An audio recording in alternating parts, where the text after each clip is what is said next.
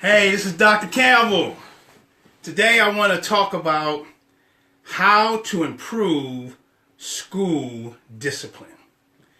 Now, in New York City, there are efforts to improve alleged racist school discipline, which appears to have failed miserably. The Obama administration, along with the New York City mayor, supplanted additional measures to help schools. But you see, you can only improve school discipline by empowering teachers. Now, I was reading an article titled, "Report Obama's Fight Against Allegedly Racist School Discipline Has Been a Total Disaster in New York City." And this is according to a recent study by the Manhattan Institute senior fellow Max Eden, who claimed that school discipline reform policies instituted in New York have led to more violence, drug and alcohol usage, and gang activity.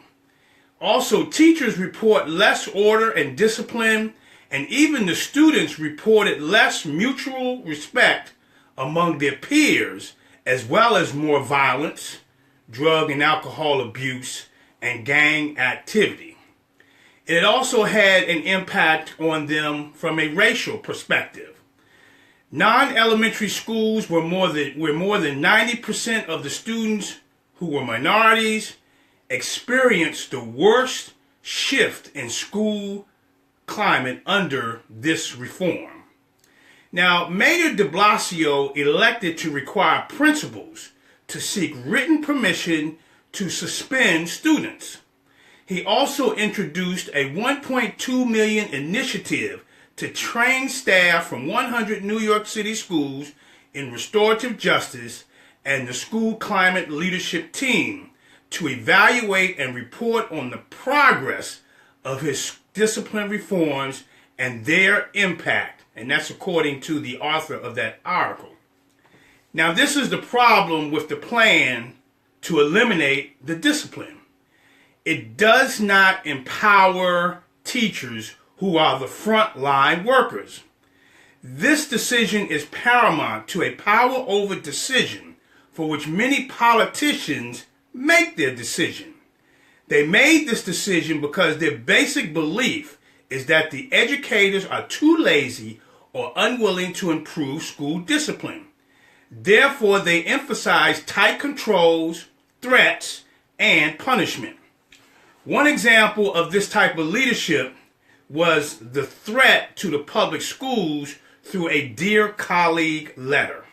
Now, in January 2014, the United States Department of Education issued a Dear Colleague letter advising districts that if their school discipline policy is neutral on its face, meaning that the policy itself does not mention race, and is administered in an even-handed manner, but has a disparate impact, therefore, for example, disproportionate and unjustified effect on students of a particular race, they could become subject to federal civil rights investigation for unlawful discrimination.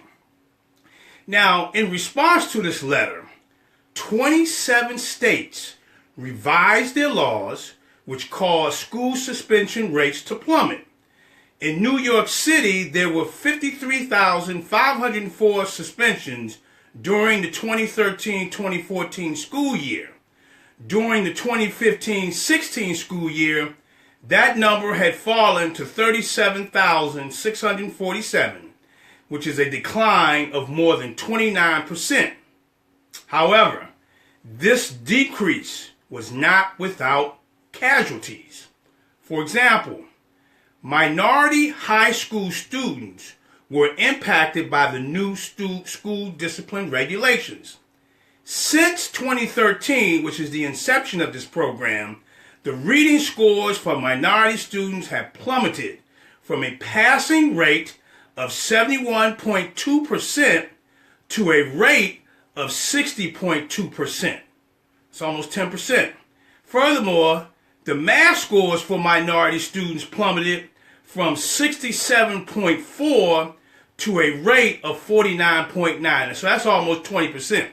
So we traded off discipline for academics. Now, I'm here to tell you that there are two positive alternatives for reducing school discipline, which also empowers teachers. The first alternative is using the Recelerate formula.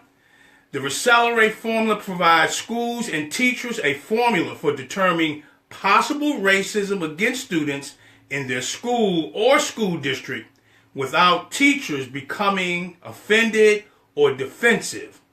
It allows teachers and administrators to reflect on their practice and make the decisions on what types of school discipline are the most important to process. The second alternative is to promote positive racial teacher-student classroom relationships. Having positive and caring relationships in schools increases resilience and protects children from academic failure, mental illness, drug and alcohol abuse, and destructive behavior and violence. Positive relationships between teachers and students motivate students to meet teachers' requests for compliance, which is the original intent for implementing school discipline strategies. Now, this is Dr. Campbell. You can read about this and other blog and other information that I've discussed on my website at www.positiveracialrelationships.com. And of course, if you want to talk about it, you can call me on my direct line, 856-566-3267. Have a great day, and thank you very much. Yeah. Be sure to check out positiveracialrelationships.com. Check it. Look, pull your pencils out, class is in session. Let's focus on loving our neighbor without a question. Visit positiveracialrelationships.com. Leading classrooms together like a marriage.